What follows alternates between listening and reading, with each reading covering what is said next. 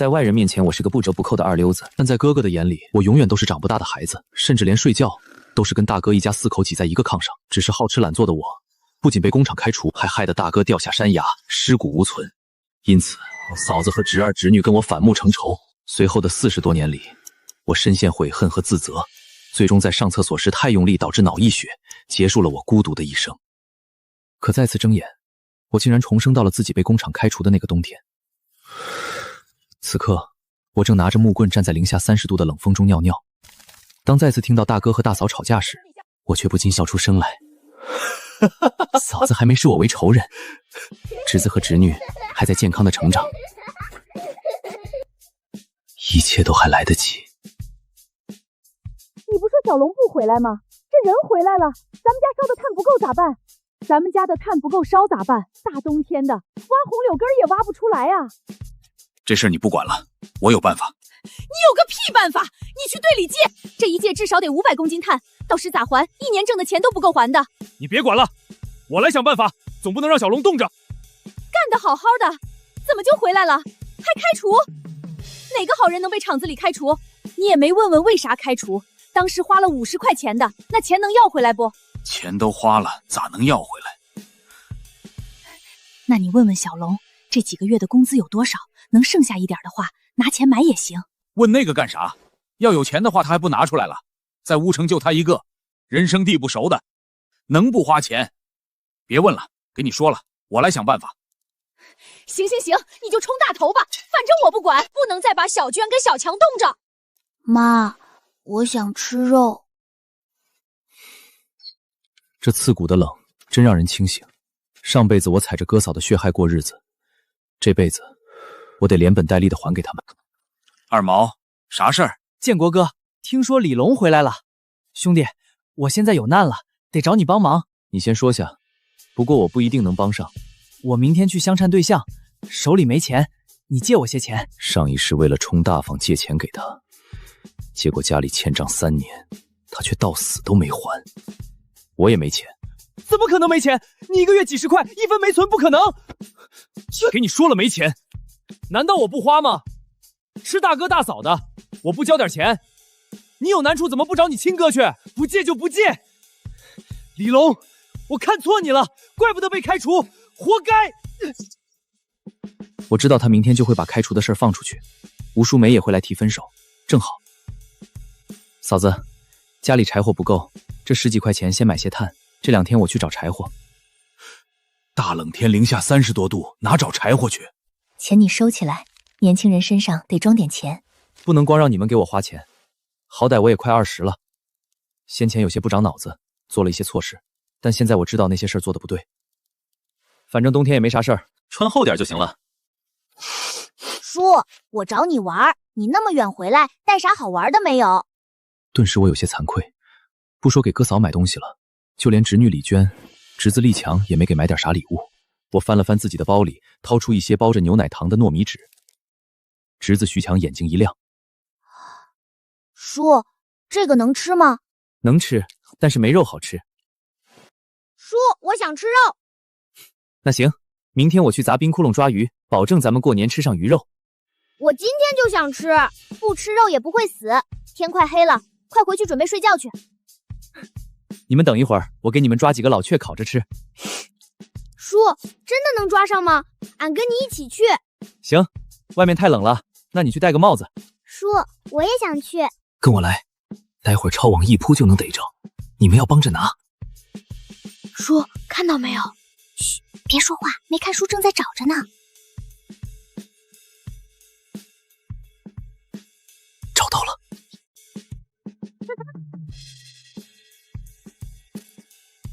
小强，你抓好，可不要松手，不然待会儿没有老雀吃了。”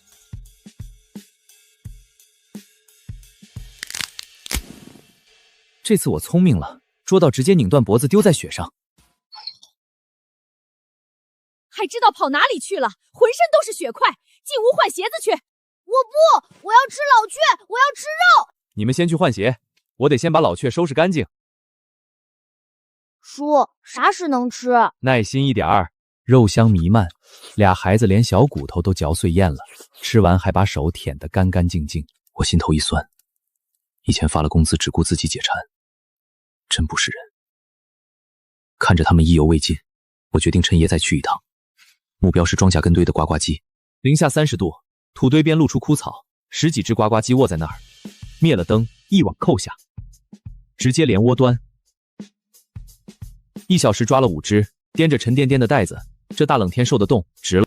叔，俺还想吃肉，俺姐不让俺说，其实俺知道她也想。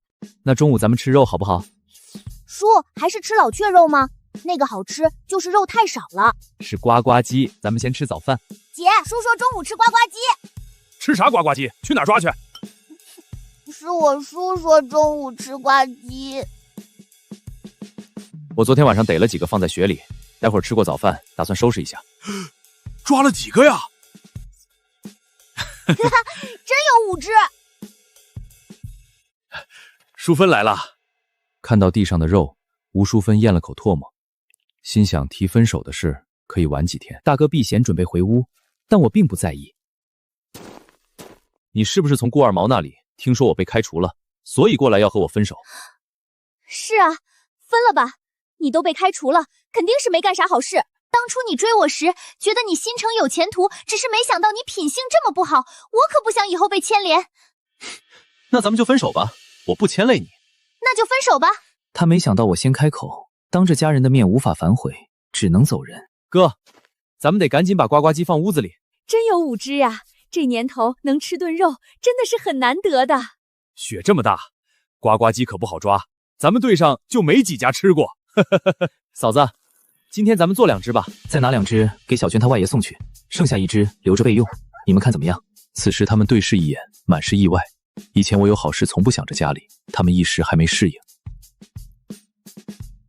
大哥，我打算明天借队里的马车去山里拉点木头回来。不行，现在那么冷，山里的路人生地不熟的，你去了能干啥？丢山里就麻烦了。我在食品厂里的一个同事，他就住山边上，他带我进山，早早出发，争取当天就赶回来。那你等着，我去帮你借马。大哥，这事儿你不用管了，我弄点其他东西来，得给队长意思一下。嫂子觉得我懂事了，大哥也在反思，而我全副武装，准备去小海子凿冰捞鱼。龙哥，我听说你回来了，去你家找你，结果你哥说你来小海子抓鱼了。袋子给我，你是当工人的料，干这个不如我。那行，等逮到鱼，咱们1人1半。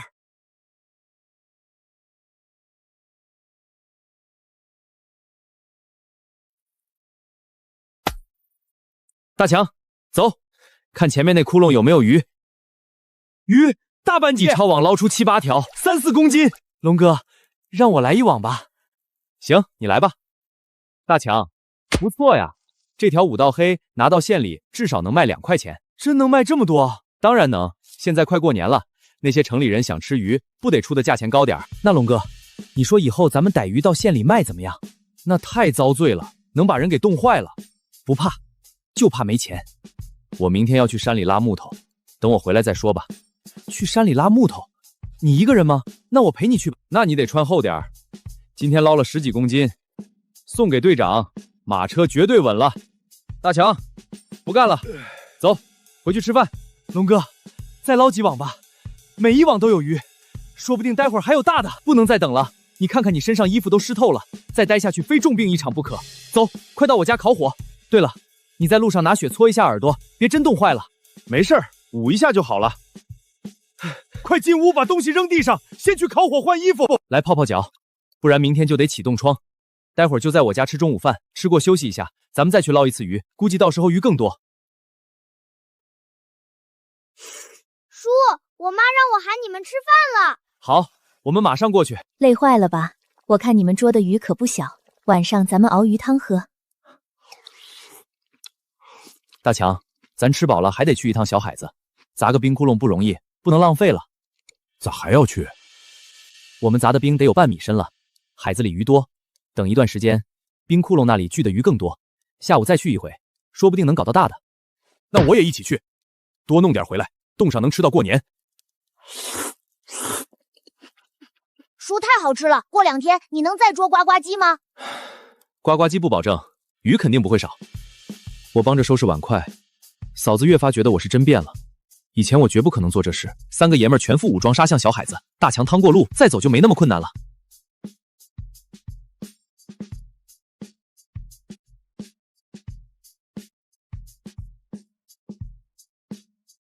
我点起火，第一网全是公斤级的大鱼。大哥边捡边激动地向大响示意。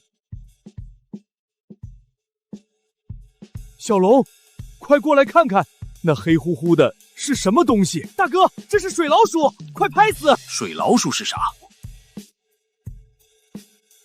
这家伙是水老鼠，学名叫麝鼠，又叫青根鲷。大强，快捞一下，看看还有没有。虽然又捞了近20公斤鱼，但在青根鲷面前，鱼都不香了。大强，你上来烤烤火，我去那边冰窟窿试试。大哥，大强，现在不急。这水老鼠一到春天化冰的时候，一窝一窝的出来，到时就好办了。要不盖的话，过2天水会慢慢溢出来，到时砸起来麻烦。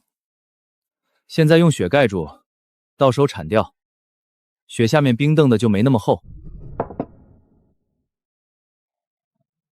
建国哥、龙哥，我先回去了。回屋喝了嫂子熬的鲢鱼汤，身子瞬间暖了。先把衣服烤干，不然的话回去你爸肯定也要抱怨。没事儿，我拿几条鱼回去，他肯定高兴了。那也得烤干，明天我一早就走。你要跟我去，得把衣服穿厚点。大强这人不傻，我自然知道他不傻，只是他家人和外人觉得他笨。就1天时间，老家雀、呱呱鸡、管够的鱼，这日子真幸福。大哥，我提2条鱼去许队长家里，顺便说一说借马车的事情。2条是不是有点少？不少了，2条2公斤，很不错了。他借马车也不可能因为这鱼白借，咱没必要多拿东西。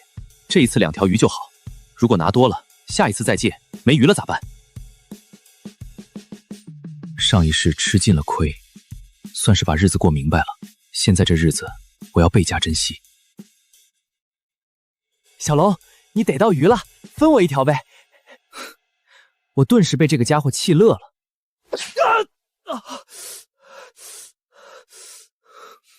我有正事，没空和你在这里皮，让开。咋还生气了呢？我和你开玩笑呢。我刚得到的消息，蒋家里买了电视，专门过来约你过去看看。你想看电视吗？没空，我有事要办。你想看自己去吧。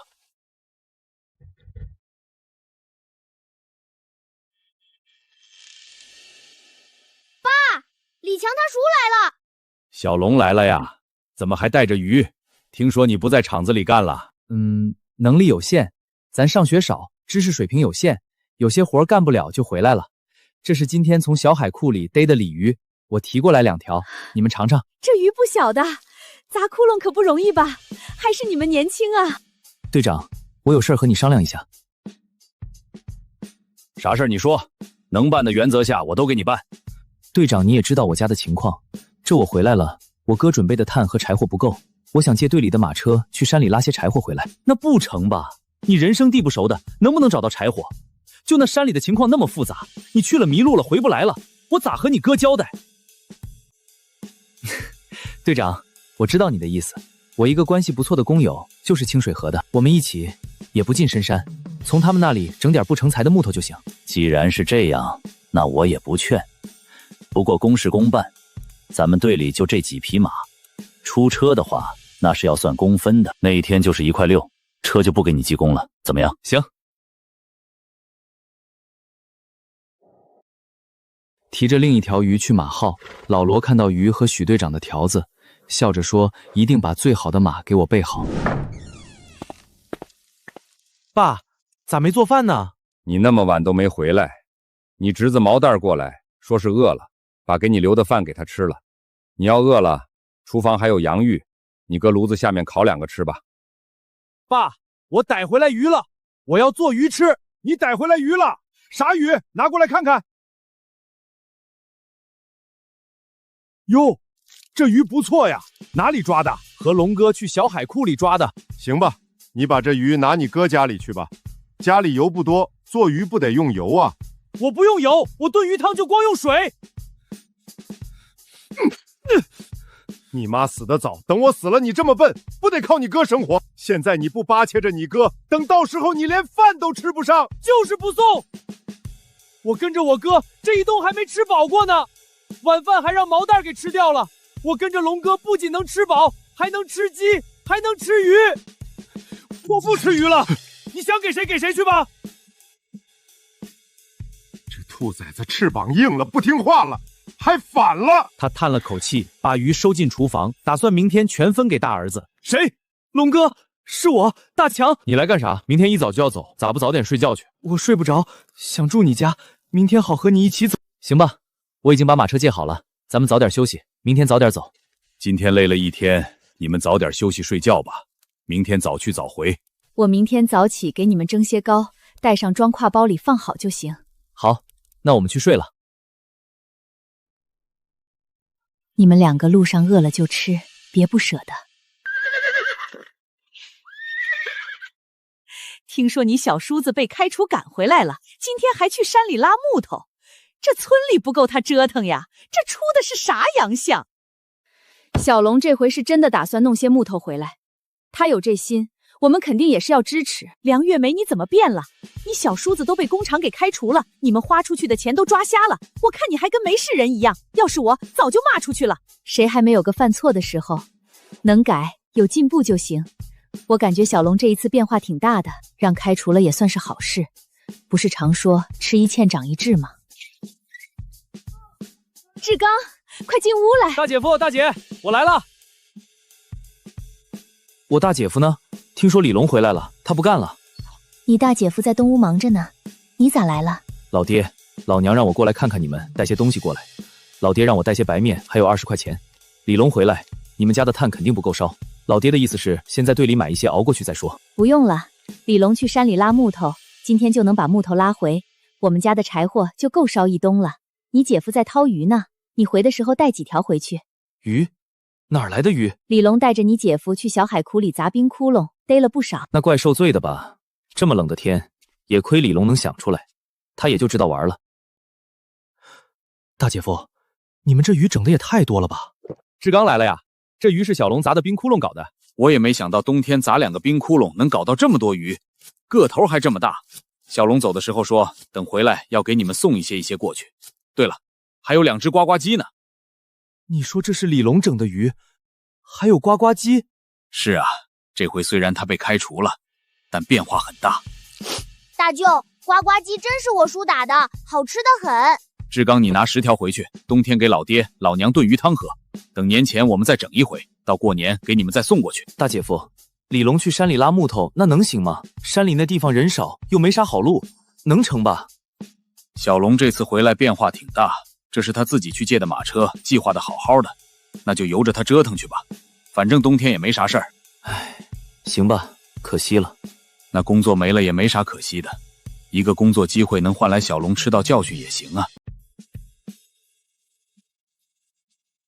龙哥，你什么时候学的赶马车呀？这算啥呀？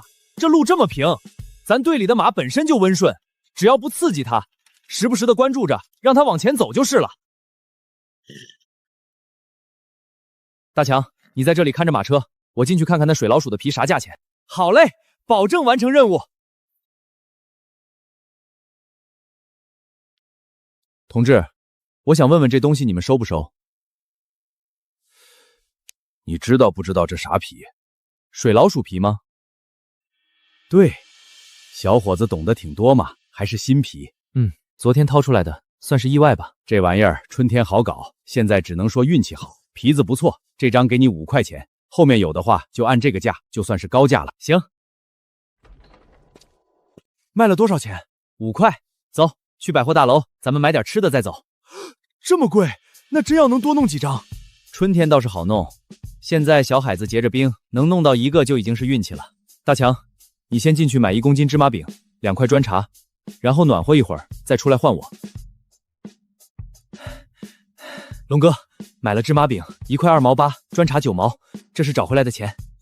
走，现在进山。龙哥，你的工友就住在这里吗？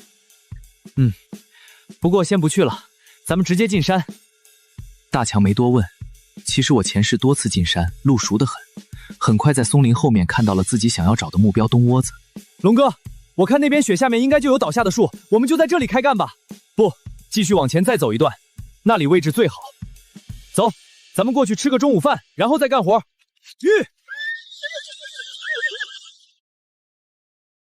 去那里吃中午饭，人家能让吃吗？放心吧，那些人很好客，咱们可是带了东西来的。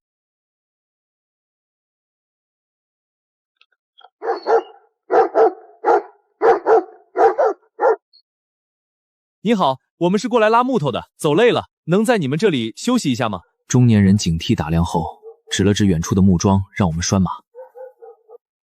这是送给你们的。好。大强心疼，这加起来好几块钱，芝麻饼过年才能吃，但他觉得我肯定有理由。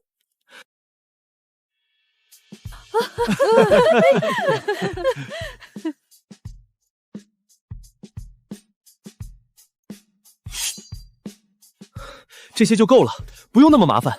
我们要很快吃完，然后装木头回去。我不拉着他，大概率要出去宰活羊了。他们平时自己都不舍得吃。阿耶斯，阿耶斯，不要宰羊，把那个送给我就好了。我就要那个，出去能卖钱的。真的？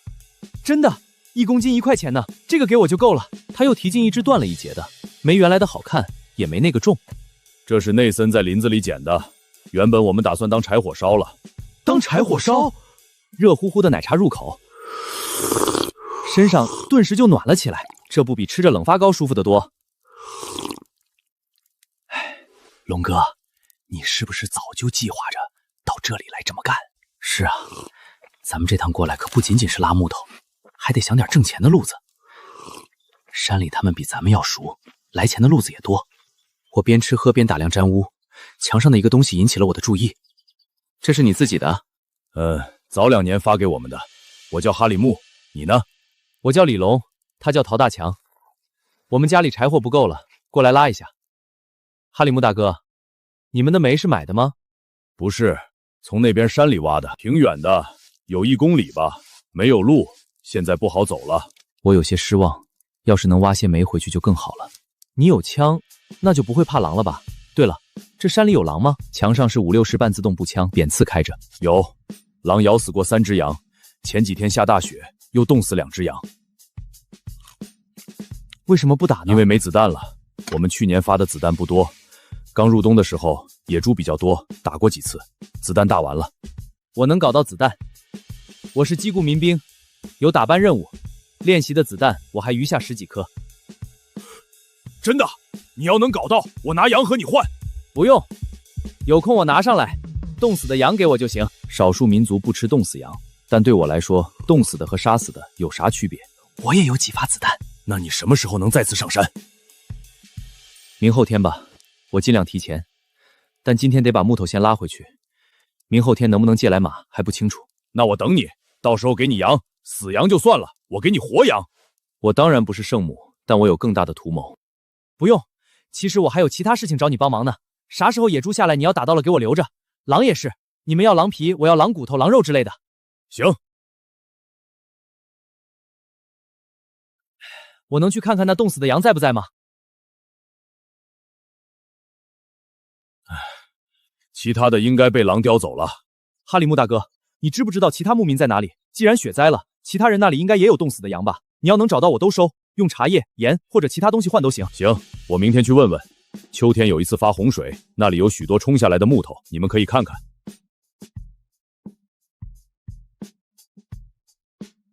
龙哥，咱们这一趟真是收获大了，光这些木头就够烧好久了。可惜煤那边离得远，不然搞点煤就更好了。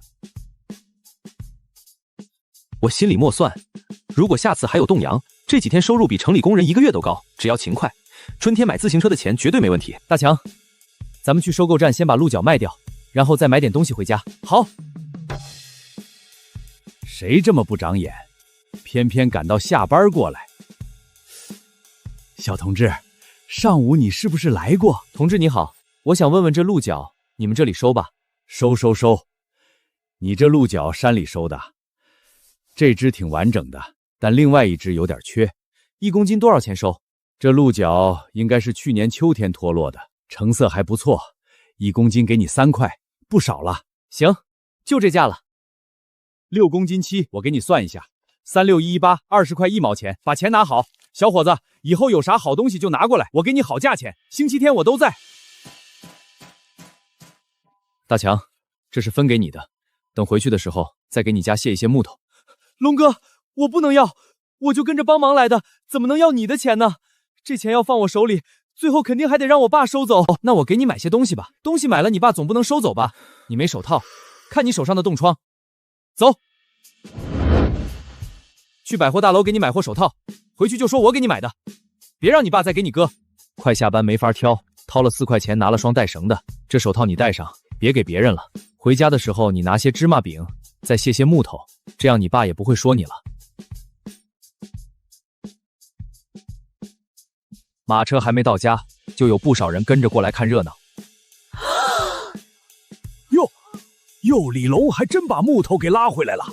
这一车柴火不少啊，看样子得有几百公斤，能够烧1-2个月了吧？没想到李龙这小子出息了呀！侄子冲过来，我塞给他一块芝麻饼，让他跑回去给大哥报信。爸，我叔回来了，拉了一车木头，好多人跟着。一路上都挺顺利，还有其他收获，挺顺利的。其他收获？啥收获？搞了一只冻羊回来，能吃几天肉。陶大强，帮着把木头卸下来再说。留下3根，还给大祥啊！李龙挺仗义的。咦，那是羊？是羊，在山里捡了一只冻死的羊。捡的？这运气也太好了吧！不过这该不会是被毒死的羊吧？连一个眼神都没给。哥，我先把木头送大强家里去，然后把马车还了。其他人见没热闹，纷纷散去。我进屋拿了1公斤芝麻饼塞大强手里。小龙，这羊真是捡的？不是，是我卖了水醪子的皮，用5块钱买的茶叶和盐去山里和牧民换的。这羊是前2天山里下大雪，牧民那里冻死的，才死3-5天，好着呢。那就好，等化开了，我把羊皮剥了，那肉得给大强家拿些，拿条羊腿去吧。你跑出去1天就拿回来几根木头，这1公斤芝麻饼，那徐家小子捡回来1只羊，咋就没你的份儿？那羊是龙哥搞到的，自然是人家的呀。我去帮忙，龙哥还给我买了双手套，新兔皮手套呢，还在人家家里吃饭呢。我回家连饭都没有，我拿回来的鱼我自己都吃不上，我就算拿回来肉有啥用？你出去2天，你翅膀硬了是吧？敢跟你老子顶嘴了是吧？有本事你跟别人过去啊！你既然在这家里面，这家就是我说了算。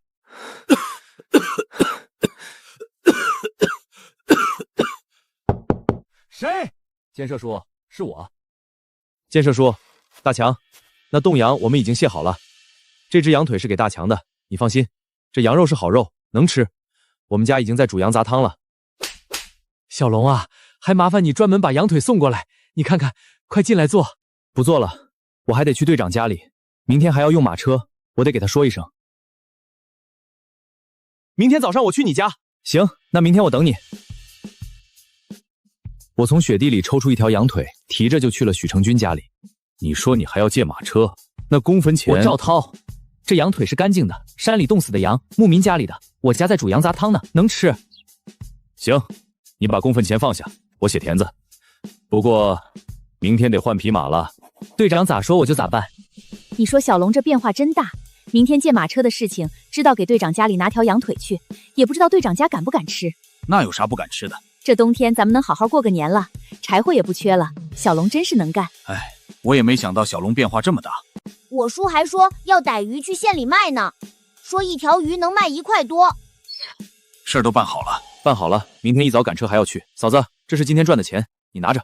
这钱我不能收，先前就给了10块了，家里也不缺，这钱你拿着。嫂子，你先收了，听我说，我还有事儿找我哥呢。你先收起来吧。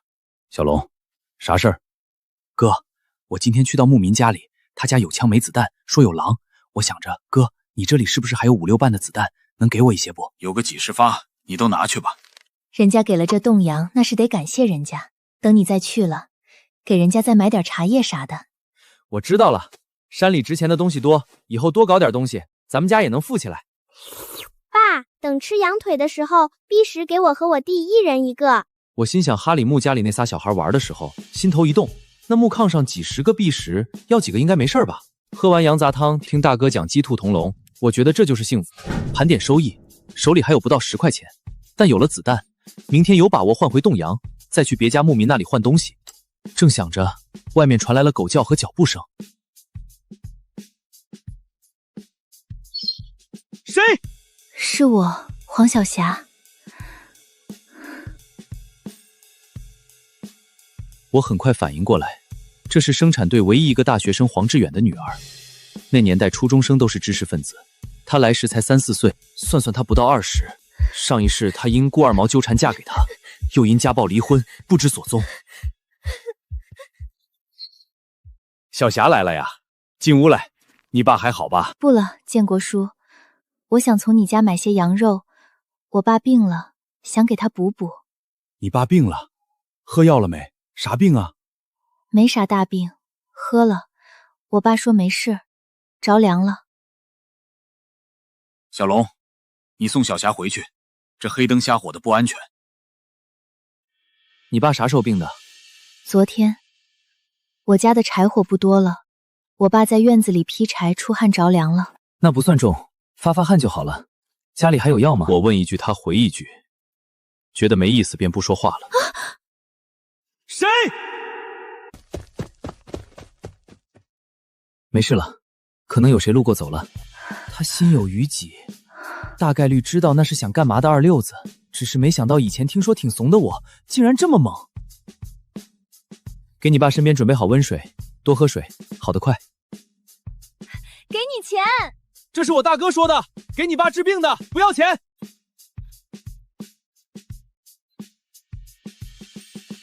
那黑影是谁？看身影怎么那么熟悉呢？大哥，别装那么多，吃不了。那要是干活饿了呢？来，多装点。没事儿。吃不了带回来，穷家富路，家里怎么都好说，在外面前不着村后不着县的麻烦。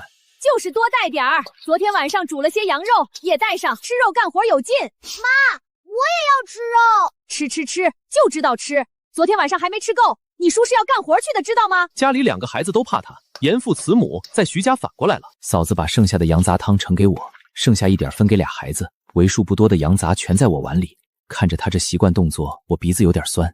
我喝汤就好，嫂子还把我当孩子呢。那你在我们面前不就是个孩子吗？你才多大？没结婚那都是孩子。那等你们回来，我还熬汤。好，指不定晚上我还能拉来一只羊呢。要是拉来了，到时给俺何叔那边送半只去。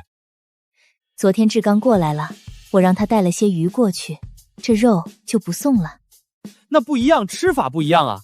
羊肉是羊肉的味儿，鱼是鱼的味儿。年前我能多跑2趟，说不定能多带回几只羊，到时咱们家过个肥年。何家没少接济我家，还债的感觉真不错。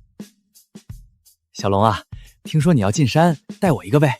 带不了，我和大强约好了，那马车不能多带人，人带多了拉不了东西。小龙，你听我说，我也不是故意把你被开除的话传给吴淑坟的。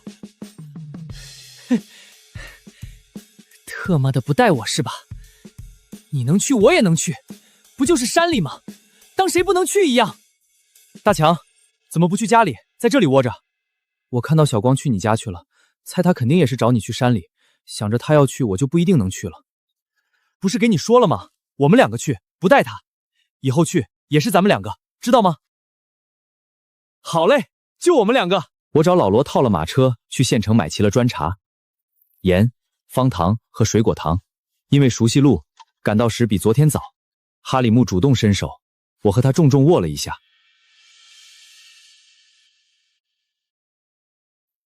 进东窝子里，我瞬间眼前一亮，发现火炉边上放着3只鹿角，个头都比自己昨天拿到的大。这是茶叶、盐还有方糖。哦。昨天你们走以后，我就去找其他放羊的人，的确有人家里有冻死的羊。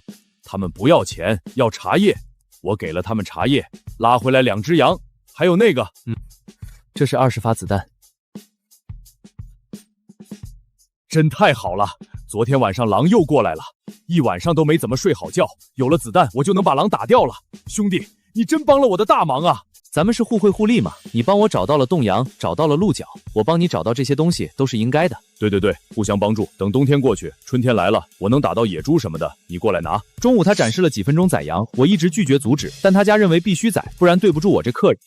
这币石能给我几个吗？内森没听懂，哈里木对他说了几句。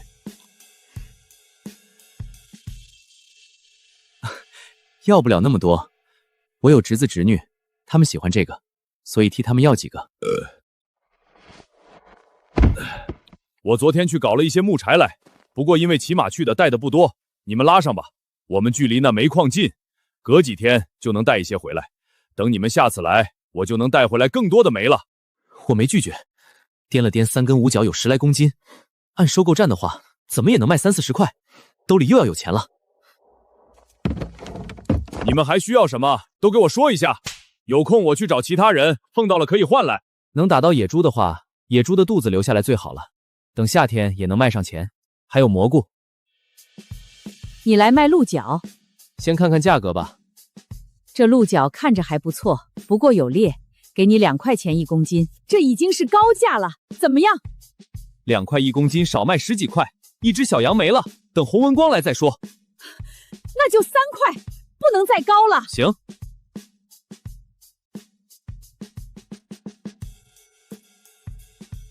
拿到钱去百货大楼，我问大强需要买什么不？不了，我啥也不缺。摆了给侄子侄女的1公斤水果硬糖，2包方糖，2瓶罐头，不到10块钱。28加重永久自行车167块，缝纫机85，都要票，可惜自己没票。这回拉回来2只羊，我给你分半只。不要不要，龙哥，我真不是和你客气，这羊肉要拿回去，下趟我就没办法跟你出来了。我爸想让我哥跟着你，我不让，我说你只让我跟。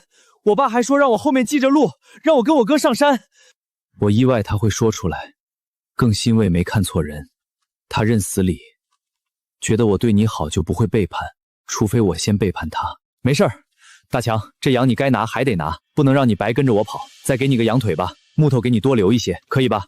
好，龙哥，后面我还跟着你。两人赶车往回走，又进山这事儿让不少人猜测能拉回什么，包括队长老婆马红梅。你说这回李龙那小子能不能拉回木头？肯定能。那你说他今天能不能再捡羊回来？当然能，说不定还不止1只。那会不会再给咱家1条腿或半只羊？你想啥呢？你和人家啥关系？人家给你送那么多东西，他家借马车工分给了，羊腿送了，还想啥？我这不是想着这徐家小子挺懂事的吗？哼，懂事就更有分寸。给咱1条羊腿那是礼，给1只羊凭啥呀？人家中邪了，你咋没把自家的肉给人家分一些呢？我就是想着，如果再有羊肉，给俺爸那里拿些嘛。那让你兄弟明天一早过来套马车去山里，能搞到是运气，搞不到也没办法。不要光看别人吃肉，人家有人家的关系，咱也别光眼红。那我弟也不知道咋去啊。我带他去，我知道进山的口子，但能不能搞到羊不知道。不过能搞到木头也不错，我看徐家小子搞到的木头都是上好的松木，放下来春天打家具挺好。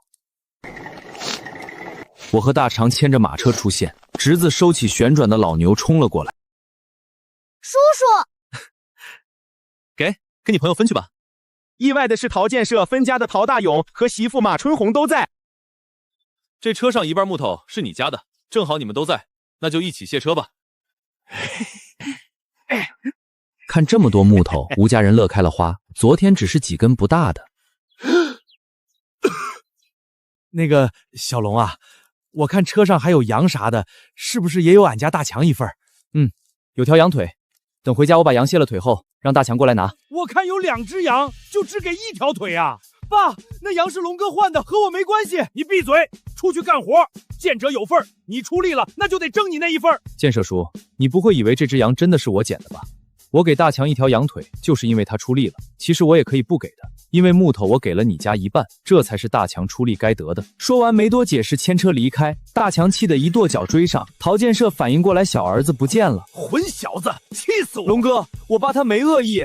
你爸是你爸，你是你。再说了，你爸替你争利益也没错，只是他有些贪心了。我没生气，穷生奸计，富长良心，这话有些时候挺适用的。没冻着吧？没有，还吃了顿好的。那就好。你们还搞到了煤？碰到了个认识的，他家里煤多，我拿东西换的，反正也不多。小龙啊，你这羊还是捡的吗？差不多呀，这2天我运气好。这么好捡啊？那我也捡一下去。你怎么进的山啊？看到那里没有？就从那里进去就好。望山跑死马，没人带，不认路的话，就算看到山口都不知道怎么进去，哪怕找到山口都有可能迷路，走岔路太正常了。大哥，卸羊的时候给大强拿条腿。就一条腿？就一条腿。行了，以后他吃肉可以到咱家拿，正想看着他，现在拿多了他也吃不上。小龙，马车赶回来了。明娃，吃糖。看你把娃娃惯的。小龙啊，我跟你说个事儿，我想你可能还要借马车，不过刚才就这一会儿，队里的马车已经让人借光了。这样啊，那算了，队长，我想打听打听，你这里有没有自行车票、缝纫机票？这个票嘛，我倒是可以打听打听。回到徐家，只有大哥在卸羊，我上前帮忙。明天你还去？去不了，队里的马车让人借光了。借光了？借光了？是我去队里找队长的时候，队长说的。看来有人眼红。那正好明天休息，这2天小龙也累坏了吧？其实也没多累，今天中午还在人家家里吃了一顿手抓肉呢。那真不错。大哥，我打算今天晚上做个爬犁，你知道不知道谁家有锯？咱家就有。做多大的爬犁？人拉的，不要太大，桌子那么大就行了，木条子架上就行。我打算明天砸冰窟窿，抓些鱼，后天一早到县里去卖。那明天上午我跟你去整鱼，下午咱们搞爬犁。娟儿，给你和你弟一起玩。叔，这是给我的吗？是啊，我山里的朋友家里挺多的，我就要了一些。叔，你太好了！叫啥？叫那么大声音，顶棚都吼翻了。妈，你看我叔给我们要的这么多碧石啊，桂花才5个，就天天宝贝似的，碰都不让我们碰。这下我让他看看去，啥叫多。那后面再说，过来端碗吃饭了。小龙，你就惯着他们吧。那是我侄子侄女的，不惯他们惯谁？这日子真舒坦。大强来了呀，快进来。龙哥，我不进了。我听说好几家都借了队里的马车，明天要进山，我来告诉你一声。我知道了，先坐。你先坐着，我去给你盛碗汤。嫂子，别盛了，我吃过了。吃过了再喝一碗也没啥。咱们明天去砸冰窟窿抓鱼，你有没有空？有啊，抓了去卖。不过别和别人说呀。好好好，我一定不说，我爸我哥也不说。他接过汤，五味杂陈，拿回去的羊腿不见了，家里连羊肉都没做，他晚上喝的还是凉的玉米糊糊。他极快喝完，梁月没要再盛，他急忙起身拒绝，碗却被接了过去。等再接过碗，看着碗里盛得满满的羊杂，陶大强眼睛一红，眼泪差点落进去。这是外人吗？自家人连外人都不如。我看大强有心事，剩下的钱有他一份，但眼下不能给。要紧的是先把自行车的钱挣够了。第2天我们去小海子，远远看到有出村的马车，我心想这时候才出门，还想去山里拉木头，做白日梦呢。这2天有人来过这里，应该也是来捞鱼。小海子是公家的，你能捞，别人肯定也能捞。要是能再逮到一只水老鼠就好了。那不容易，这玩意儿冬天都在水底槽里面，有的干脆就冬眠了，不好逮。大强没说话，但眼睛亮亮的，他也期待水老鼠，一只顶好几条鱼。龙哥，咱们要重新凿冰吗？不用，原来咱们不是用雪填的冰窟窿吗？现在把雪清掉就行了。娟儿、小强，你们去抱那些毛苇子。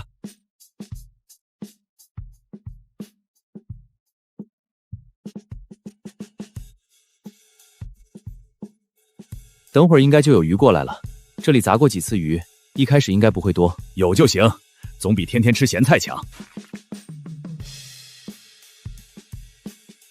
大强，看不到的，冰窟窿太小，你要是着急，就拿着抄网捞一下。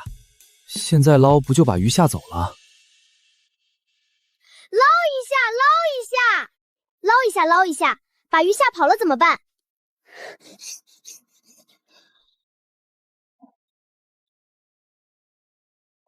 有鱼，活的，好大一条！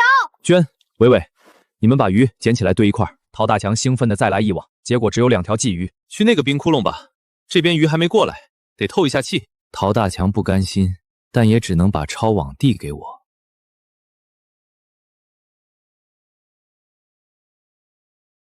哇，大鱼！小叔的网里有大鱼。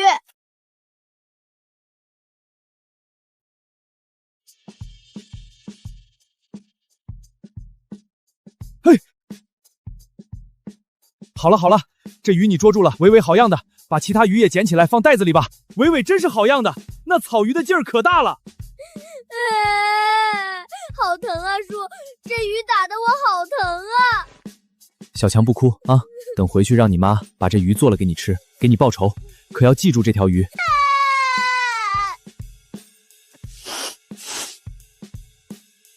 那好吧，这鱼估计今天就得进肚子里。下午你们2个去就行了。我下午拿锯子锯木头做爬铃，争取你们晚上回来的时候把爬铃做好。好，希望我们下午能多待点儿。那要待多了，明天一早咱们就去卖鱼吗？明天要早走，比到山里还早，不然的话鱼卖不掉，还容易被抓。这年头虽然已经改革开放了，但卖东西还是有点危险的。真正到了明年开始，小商小贩才逐步放开。也不知道今天去山里拉木头的人有没有收获，管他呢，他们有收获了也不会分给咱们，一点没有的话，估计其他人也会早早借马车去。咱们就搞好咱们的，尽量的多抓鱼，希望明天卖个好价钱。太阳西斜，捞到了20多条大鱼，还有10来公斤杂鱼。回吧，回去还要看看爬里搞好没有。他们没捡到啥东西啊？你当是谁都能找到进山的路，能捡到松木啊？进山的口子那么多，进错了找不到路都有可能的。等以后咱们赚了钱，我带你去乌城转转。大强点头答应。侄子过来喊我们吃饭，看到桌上的那盘草鱼，我乐了。果然侄子报仇不分早晚，下午带回来的草鱼晚上就炖上了。这可是伟伟的仇人，咱们一起把他消灭掉。你多吃点鱼肉。李强只吃了1筷子草鱼，就转向鲫鱼，主要味道淡，而且缺油。我想着明天卖完鱼，得去黑市看看有没有卖清油的。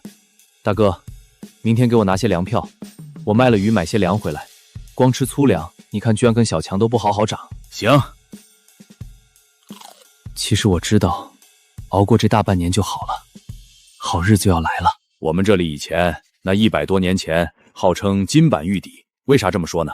因为当时的马河呀，河底有金矿，河源有玉，那时候的不少富户啊，就住在现在的破城子。我怎么这么笨，把这事儿给忘记了？啥？想起来啥事儿了？玉啊，咱们南山里有玉矿啊！牧民还问我要留意啥玩意儿，我把这个给忘记了。马河碧玉是出过国宝的，在清时就在这里开过玉矿。虽然玉质不如和田碧玉，但上品的籽料碧玉也是非常难得的。哈里木他们世代居住在山里，肯定是知道哪里有碧玉的。那有空过去问问就知道了。那玩意儿又不会跑，现在玉不见得比粮食贵。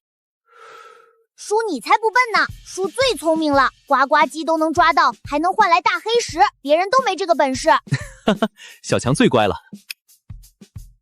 想到呱呱鸡，既然明天卖鱼就去看看。抄起手电，戴手套帽子，拿抄网和尿素袋往东走。走出几百米后，我就知道这一趟恐怕要跑空了。我走过的痕迹有脚印跟着走过去，显然知道呱呱鸡位置的不止我一个。于是提着手电一路走到上一次打呱呱鸡的位置，果然一只也没有。那就换地方，在雪地里趟着往前走。我喘着粗气，有些后悔了，太难走了。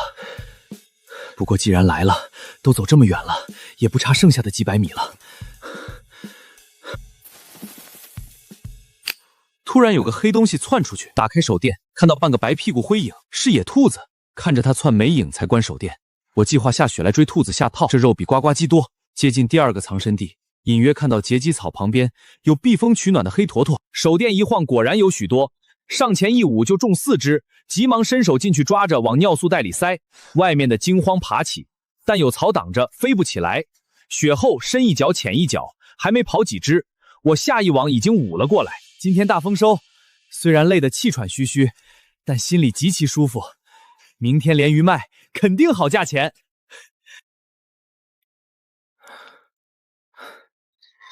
小龙干啥去了？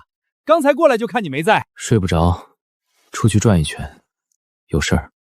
是有事儿。今天我借了队里的马车，打算学你去山里拉些木头回来当柴火。结果到了清水河，剩下的路就不知道怎么走了，勉强赶着马车到了山口，又找不到哪里有木头，最后捡了一些树枝回来。你看你一出手，拉回来那么多木头，还捡了冻黄杨。队长他们3辆车进山，也就拉了点烧火的破松木回来。还是你小龙厉害啊！他记得我以前极其虚荣，受夸就会竹筒倒豆子全说，但我听了仍然不冷不热回了一句，再没其他话。小龙，那你能不能给哥说一下那路怎么走？你给我说了，等我拉木头回来，给你一大截木头怎么样？不怎么样，你爹就是好占便宜的主，你也一样。这便宜话说的挺好听，真正办起事来就不是那么回事了。再说了，我凭啥要把路线告诉你啊？我就是从清水河那里进的山，那山口那么大，顺着方向走就是了，怎么可能找不到？就是找不到啊！那里那么多沟，还有渠，生产队外面还长着那么多的灌木，根本就没啥路，我们过去是硬挺啊！那我就不知道了，我就是那么走的呀，进了清水河，然后拐进去，顺着山口的方向就过去了。我还不信，离了你李龙，我就找不到进山的路了。等我捡到冻黄杨回来，看我不臊死你！这帮人把我的路断了，还指望我指路？谁？龙哥，是我。大强，你怎么这么早？我还打算吃过饭去你家找你呢。我怕我错过时间。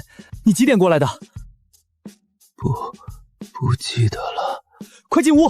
你不会是昨天晚上就没睡吧？我胡猜却说中真相，他昨晚回去没饭吃，早早睡下却担心起不来，等陶建设睡了就悄悄出门，在我家门口等了不知多久。李建国招呼进屋，梁月梅赶紧盛包谷滋稀饭。陶大强靠在火墙上，好一会儿才缓过来。我洗漱完，帮着端碗盛饭。早上是包谷面发糕，羊肉炒咸菜，加上稀饭和昨晚剩下的鱼汤。我和陶大强狼吞虎咽吃完，我随手把嘴一抹，对大哥交代任务：大哥，我屋里有几只呱呱鸡，我带几只去卖，剩下的你收拾一下，咱们就吃了。陶大强满眼羡慕地看着我，大概心里在想，他龙哥就是厉害，随便出手就有的肉吃了。李建国从裤腰上解下钥匙串，打开五斗克，从里面取出一沓粮票来，数出几张递给我。给，够不够？不够，再拿些。好。李建国倒也没说啥，现在我这当弟弟的有本事，他自然开心，我也不会觉得自己能比大哥强。得了吧，等到明年开平分地，那时候才是大哥显本事的时候，我自己的那2亩地还要留着大哥种。我们俩的身影伴着爬铃的沙沙声，慢慢消失在路的尽头。天亮的时候，陆大嫂又来到了我家。哟，他婶子，你们家吃饭早啊？看着李娟和李强2个在炕上玩，陆大嫂笑着说道。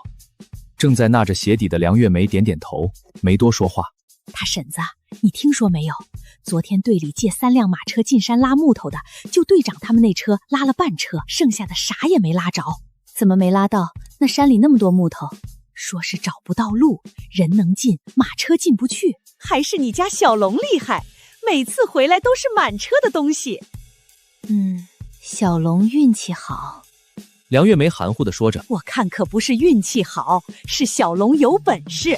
陆大嫂完全没有前2天说我是败家仔的觉悟，开始夸起我来。对了，他婶子，我娘家侄女19岁了，小学毕业，能干活，长得也好，你看看是不是和小龙说说？那我得问问小龙，小龙的眼光可不低。我知道，我就是问问，小龙要答应，那先见个面，成不成另说嘛。我并不知道有人已经开始打算投资我这个潜力股了。我们赶到黑市的时候，天刚麻麻亮，但黑市这里有人已经打算散场离开了。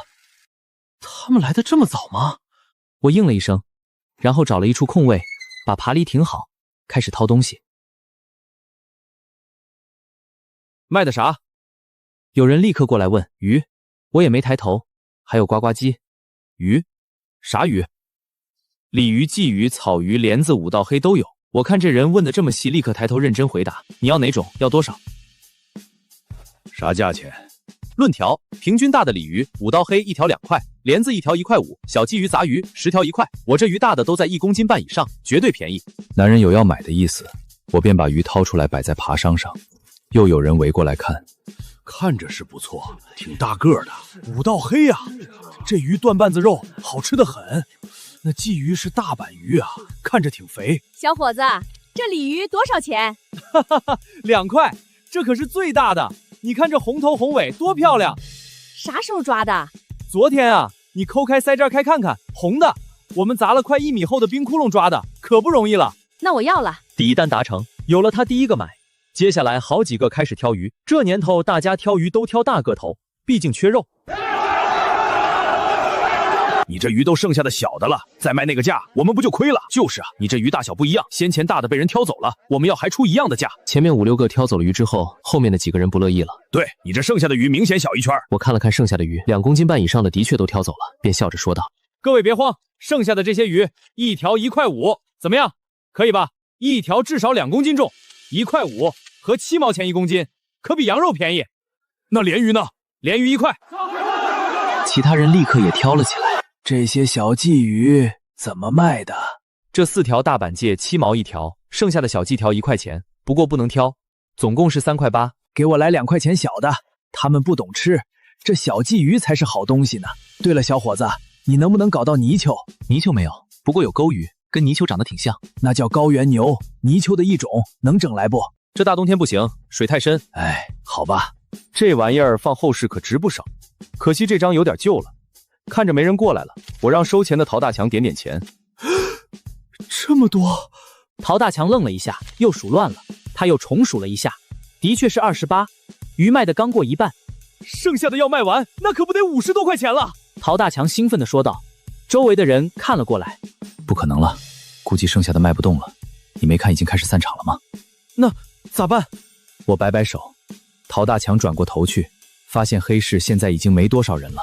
陆续有人开始收摊，买东西的现在还没卖东西的多。你先看着，就刚才的价，钱给我，我去问问东西的价格。我刚才就注意到这里不光有卖东西的，还有换粮票、邮票啥的，便走过去。那个人警惕地看着我。哥们儿，有没有自行车票？有，1张50。这么贵？缝纫街票呢？20。我顿时一阵无语。那菜油票呢？1斤2毛。心里暗骂：黑，真黑。但没办法，没门路的话，还只能从这里来淘换。来10斤菜油票。那人虽然有些不满，但我毕竟算是成交了一单生意，他便数出10斤菜油票。我取出2块钱递过去，一手交钱一手交票。转了一圈，我看到有卖粮的，还有卖猪肉的。猪肉1块7一公斤，肥的不多，应该是已经被人割走了。我要了2块猪肉，1块2公斤多，1块3公斤多，花去了10块钱。